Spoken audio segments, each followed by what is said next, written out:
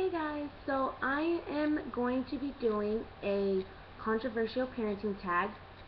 So I'm just going to start right away. The first topic is pro-life and pro-choice. I am definitely pro-life.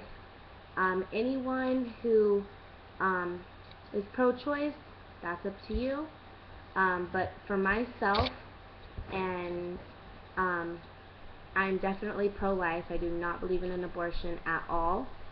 Um, there are some circumstances where um, I say, that is an option for, incest or rape and things like that. But I definitely, for myself, would never get an abortion. That's not something I think I could live with, and I think it's just horrible, and yeah, would never do it.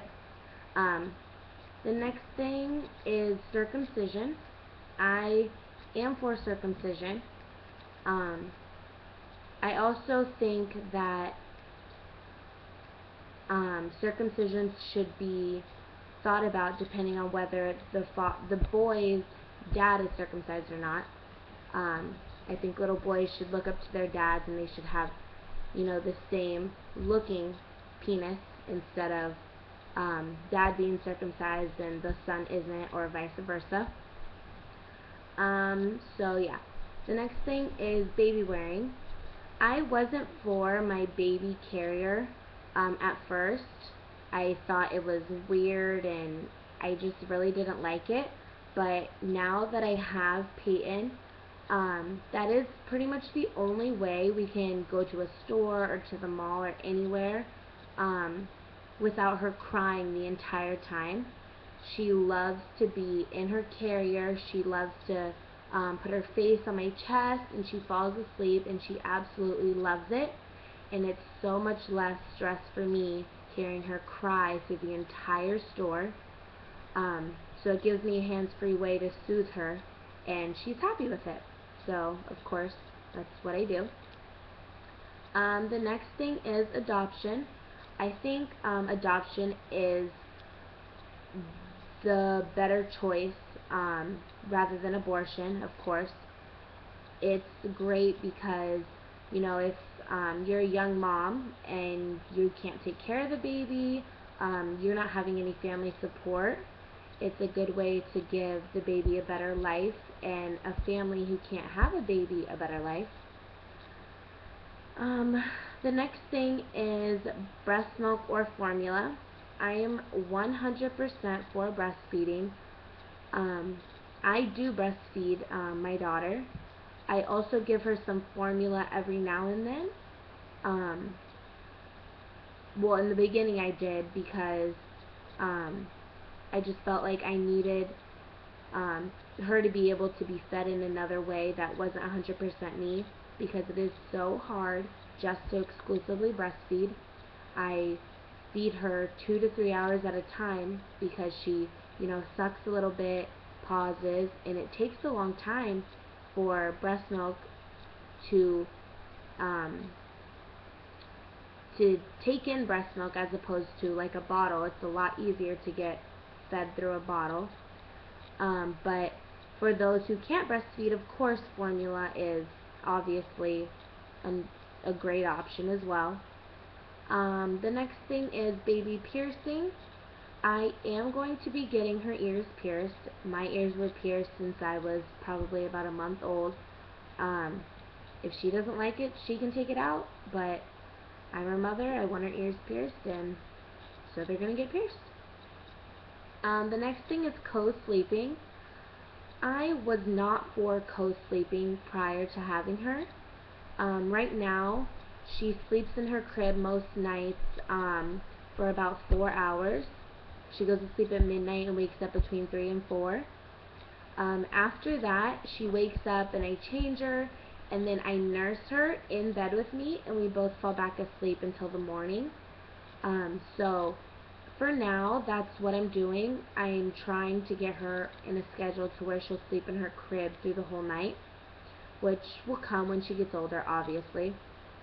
But yeah, co-sleeping I don't want it to become a habit, so I'm going to try to change it, but as of now, that's what I have to do. The next thing is spanking. I'm not going to spank her. I think it promotes like violence. Um, I was spanked. It never really taught me anything. It just made me more mad. It made me, want to do more bad things, to in retaliation of you hitting me, or me getting my butt spanked. So I will be doing like a rewards thing. She does something good, and here's a reward. When you do things good, you get good things in return. If you do things bad, you get a timeout. You don't get a toy next time you go to the store, or things like that. You don't get dessert, stuff like that. So basically like a reward system. Let's see what's next. So vaccinations. She is getting all of her necessary vaccinations, things that she would need for school, just all of those kinds of vaccinations. I am not for the flu shot though. I have not gotten a flu shot since I think I was in maybe 3rd or 4th grade, and I've been perfectly fine, haven't gotten the flu, and I'm never sick. So she gets the ones that she needs. Other than that, the flu shot is the one I am not for at all. Homeschool, public school, private, or charter. She will be in a public school, the one closest to us.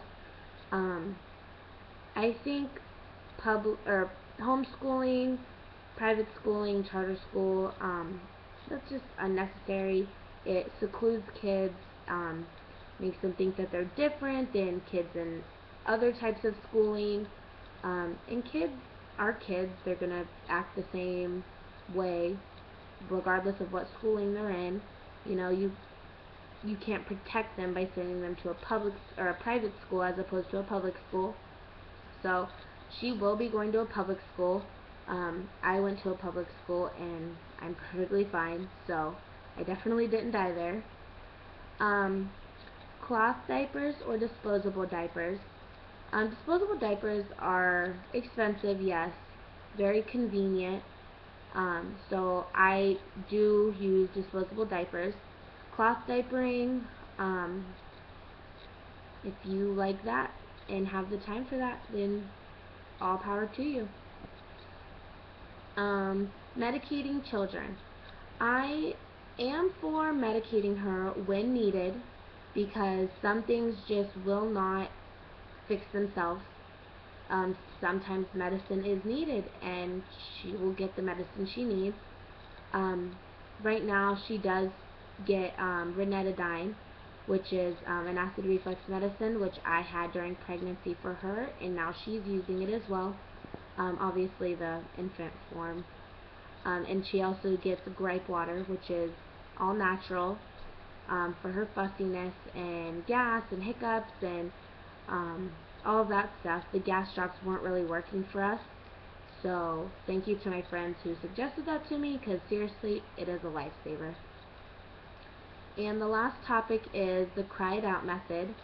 I am not for this at all. It is completely unnecessary.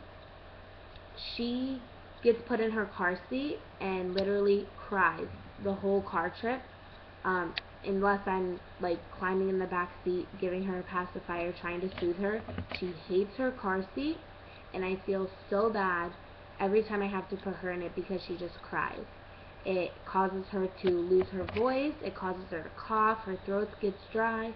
There is no need to sit there and let your child cry themselves to sleep until, just because you don't want to hold your child anymore, just because you have other things to do, because you don't know what to do anymore.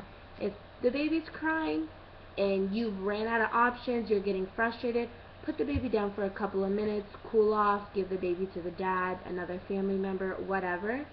But letting your baby sit there and cry just because you don't want to have to deal with it. You've been holding the baby for hours and they're still crying and you can't figure out a way to soothe them, then maybe something's wrong. So I'm definitely against the cried out method. That is not something I will ever be doing. So yeah, that is all of the topics. I'm a very strong and opinionated person, so go ahead and comment below. I don't want to see any negative comments, but I'm sure negative comments will come, and I will just ignore them. You're allowed to have your opinion too, and this is my opinion. So don't forget to follow me on Instagram and subscribe to my channel, and I will see you guys next time.